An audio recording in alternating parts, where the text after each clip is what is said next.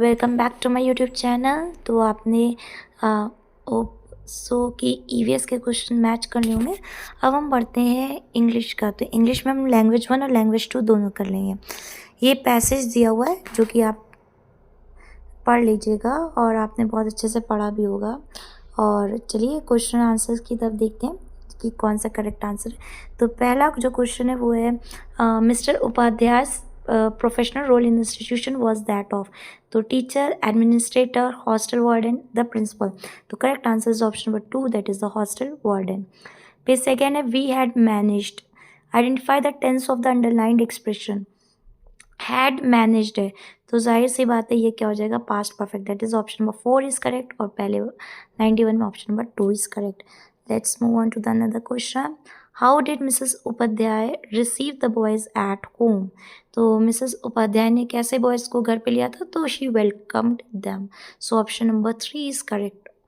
फिर है next, which of the following statement is true और false. The boy had purchased the tickets in advance. जी हाँ, supported the boys in their endeavor. Both A and B are true. तो option number 3 C. Improvised का मतलब क्या होता है, तो होता है option number 1, that is to make it up. Why were the boys sneaking away from the hostel to see a play? That is option number 4 is correct. जी हाँ, 96 का क्वेश्चन नंबर हो जाएगा आपका 4, that is to see a play.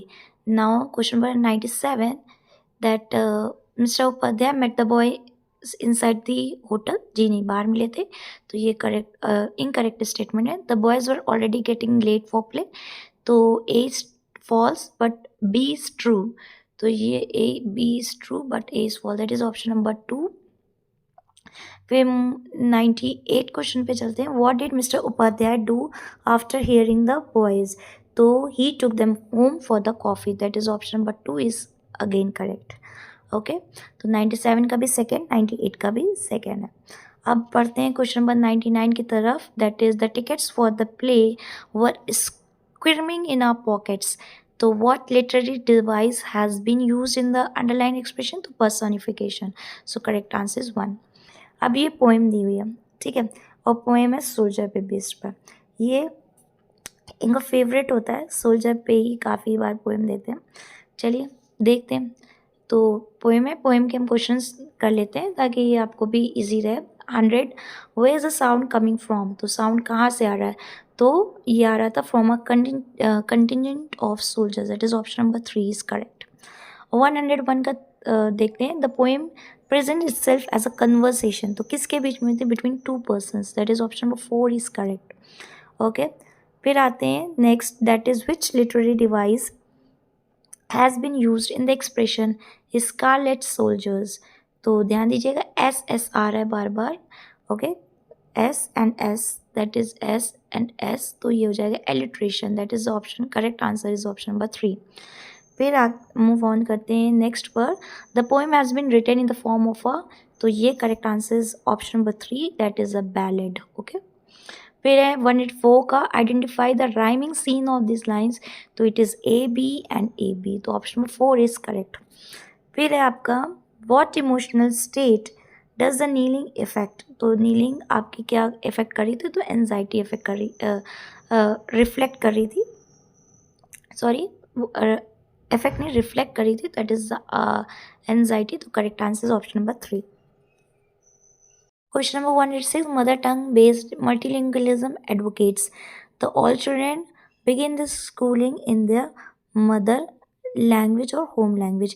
English medium में starting करना बड़ा मुश्किल हो जाएगा, हो ही नहीं सकता पॉसिबल।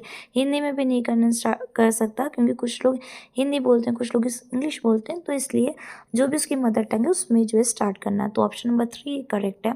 फिर mark the incorrect statement. Okay, regarding the text comprehension strategy, skimming is more apt for reviewing, while scanning helps in with the answer. Uh, Both skimming and scanning involve rapid eye movement. Skimming involves going through the rapid text rapidly, while scanning involves looking for the specific. Skimming is more in depth. So option number 4 is correct. Okay. फिर है next, when children start using language to ask things, phenomena around them, तो क्या करना start करता है, discovery करना start करता है, ह्यूरिस्टिक ऑप्शन नंबर 2। फिर है 109, which of the following features of human language enables humans to talk about the things which are not present in immediate time and space. तो डिस्प्लेसमेंट। ओके, ऑप्शन नंबर 3 109 का। फिर है 110 question, not consider as a mark of reading with comprehension, that is focusing on individual letters, not considered okay as a mark of reading with comprehension. Organising and assessing the sequence of events और ideas, ठीक है। Mentally summarising the text read till now, focusing on individual, anticipating the content ahead.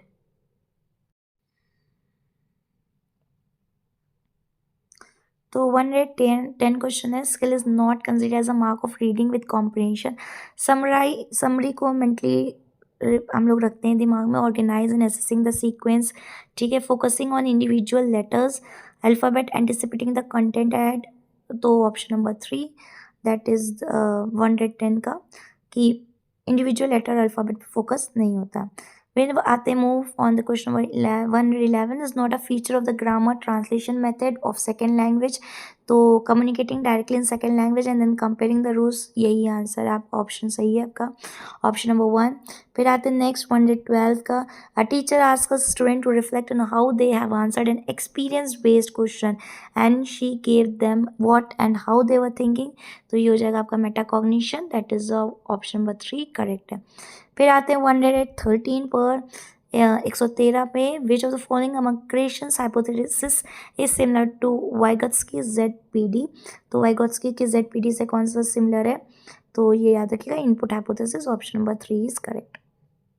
ठीक है, हो सकता है बहुत लोगों की क्वेश्चन टफ लग रहे हो, लेकिन जब आप पेपर 2 देते ना तो कुछ ऐसे ही क्वेश्चंस आते हैं, पर उतने इजी क्वेश्चंस नहीं आए जितने कि एक्सपेक्ट होते हैं पेपर 1 में, इसलिए आपके वर्क का लेवल थोड़ा से मॉडरेट टू डिफ़िकल्ट है, बहुत इजी नहीं है। अगर कोई इजी कह रहा है तो वो उसका क्वालिफाई नहीं होगा।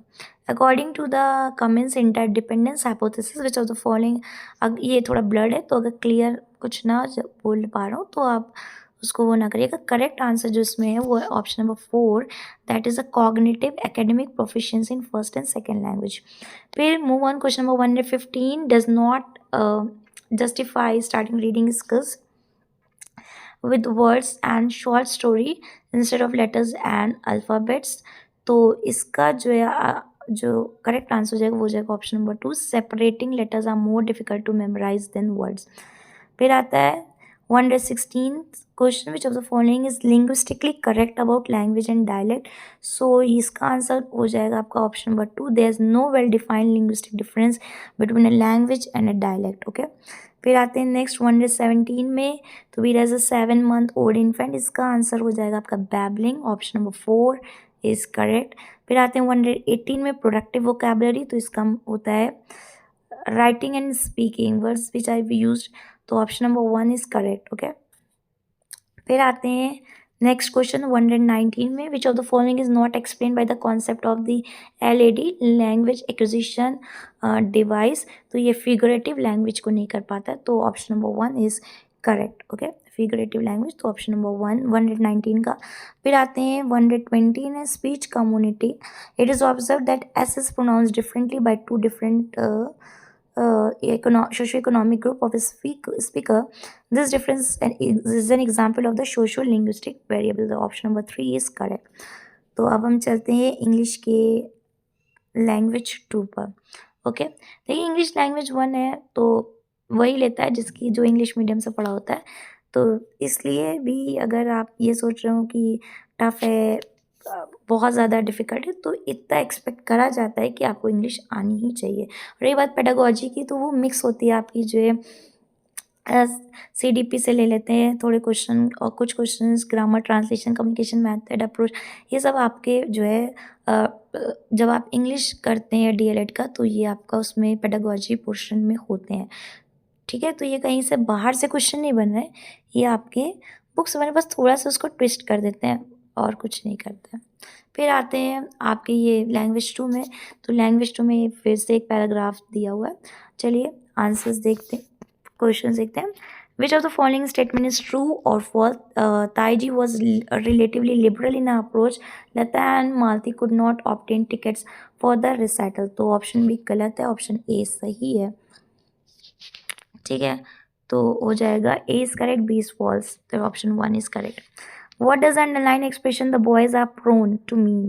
ठीक है, the boys are prone मतलब likely to, श्योर नहीं हो सकता है, तो likely to have और get, तो ऑप्शन 2 इज करेक्ट. 122 का ऑप्शन नंबर 2 इसका आपका फर्स्ट है. ओके, फिर आते हैं 123 का स्टेटमेंट पढ़ते हैं. Identify the tense. Tense language 1 में भी पूछा था, 2 में भी पूछा है. had the succeeded, had dash had the succeeded, had word लगा हुआ है तो ऑटोमेटिक है, ये पास्ट परफेक्ट हो जाएगा आपका. ऑप्शन नंबर 4 बड़ा इजी है. व्हाट वाज ताऊजीज duty as a family patriarch? तो to keep a strict watch on the youngster activity, to get the young to cook, to teach the youngster. Okay, तो ये language 2 start करते हैं. और language 2 English का language 1 हमने complete कर लिया है और लैंग्वेज 2 का इंग्लिश का जो है वो स्टार्ट करते हैं. तो ये लैंग्वेज 2 में भी एक पैसेज आया, ये पैसेज दिया हुआ है. इस पैसेज को हम रीड नहीं करेंगे, जो भी क्वेश्चन के आंसर होंगे वो हम लोग डायरेक्ट करेंगे और आप मैच करते रहिएगा. तो पहला 121, which of the following statements are is true और फॉल्स? तो Taiji was relatively liberal in approach. Lata and Malati could not obtain tickets for the recital, तो ऑप्शन बी गलत है, ए सही है. तो A is true, B is false, तो ये हो जाए A is true, B is false, तो ये आपका हो जाएगा option 1. Okay, next question 122, what does the underline expression the boys are prone to? तो प्रोन टू का मतलब है लाइकली टू हैव और लाइकली टू गेट, श्योर नहीं होंगे, तो option 2 is the correct answer. Option 2. फिर 123 का देखते हैं. हैड द सक्सीडेड, हैड का मतलब हो गया आपका जो टेंस आइडेंटिफाई करना है, तो ये क्लियर है आपका पास्ट परफेक्ट है, ये तो आपको देखने से ही पता चल रहा है. फिर है व्हाट वाज ताऊजीज duty as a family patriarch? तो क्या थी उनकी duty? To keep a strict watch on the youngster activities, तो फिर ऑप्शन नंबर 4 इज करेक्ट. फिर नेक्स्ट क्वेश्चन है कि how did Taiji manage to get concessions for the girls? कैसे कंसेशन करती हैं? तो बाय, तो उनसे लड़ती झगड़ती तो है नहीं, आर्ग्यू करती नहीं है, परसुएट करती नहीं, तो by adopting an indirective approach, option 2 is correct. फिर what culture show was being held in the town? तो ये हो जाएगा आपका अ क्लासिकल म्यूजिक रिसाइटल, तो ऑप्शन 1 इज करेक्ट. ओके, देख लेते हैं एक बार, ये यहाँ पहली लाइन में ही दिया हुआ है ना. फिर चलते हैं next. By nature 127, by nature and belief Tauji was considered can be described as a, तो ये conservative, option number 3. Identify the word nearest in meaning constraint, तो कंस्ट्रेंट का मतलब होता है कन्फाइंड यहाँ पर. ओके, तो ऑप्शन नंबर 1 इज करेक्ट. फिर एक दूसरा पैसेज भी दिया हुआ है, उसमें दिया था लैंग्वेज 1 इंग्लिश में पैसेज प्लस पोएम, इनमें दोनों में पैसेज आए. ठीक है, तो पैसेज कंपेरेटिवली करने ईजी होते हैं कंपैरिजन टू द पोएम.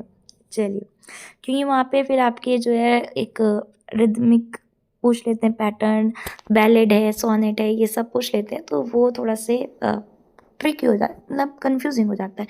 लेकिन पैसेज दिया हुआ है तो आपके लिए ये चीज़ थोड़ी सी क्लियर ईजी रहती है.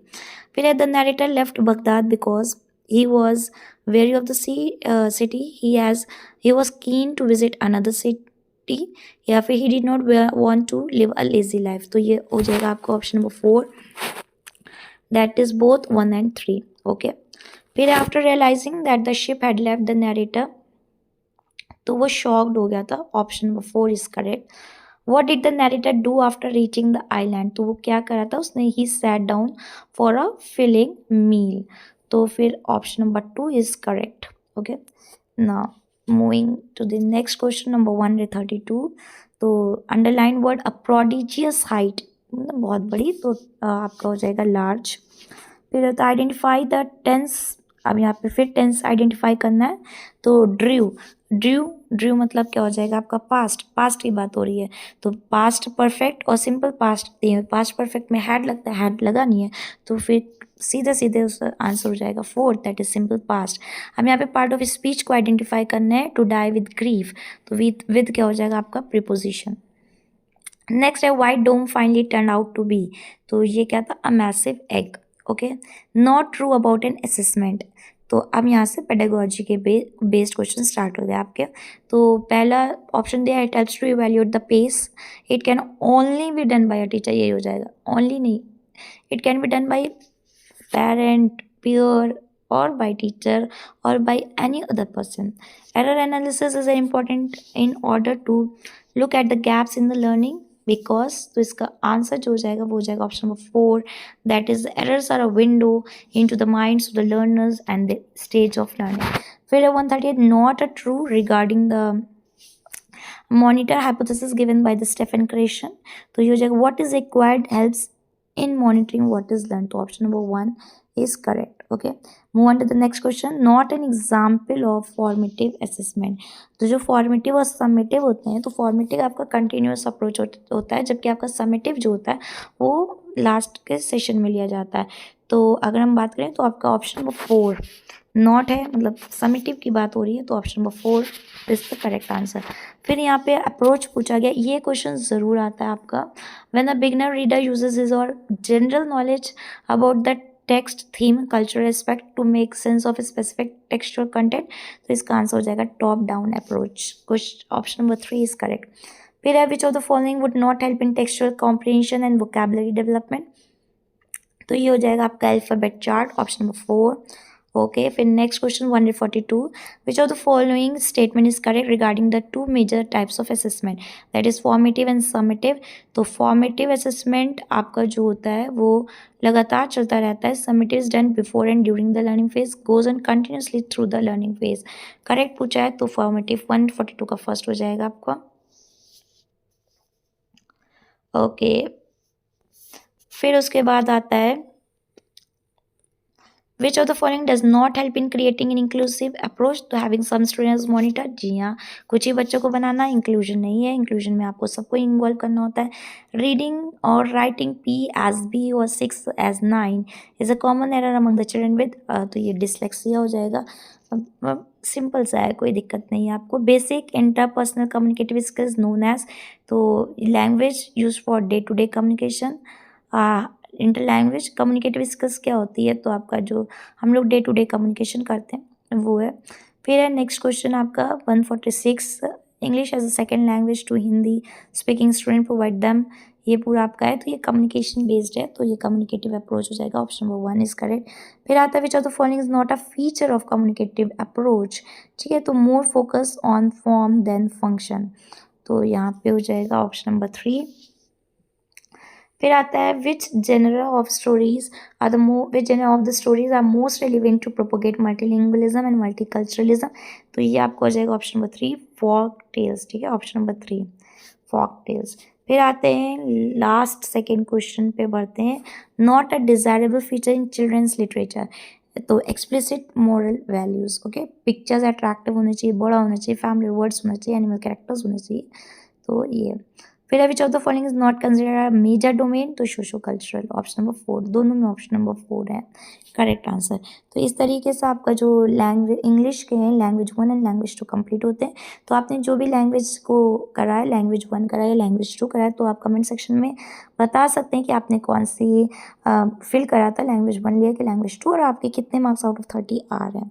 तो आई होप आपके खूब अच्छे मार्क्स बन रहे हो, और अगर आपने अभी तक चैनल को सब्सक्राइब नहीं किया तो चैनल को जल्दी से सब्सक्राइब करिए, वीडियो को लाइक करिए, शेयर करिए। थैंक यू फॉर वॉचिंग, मिलते हैं नेक्स्ट वीडियो में।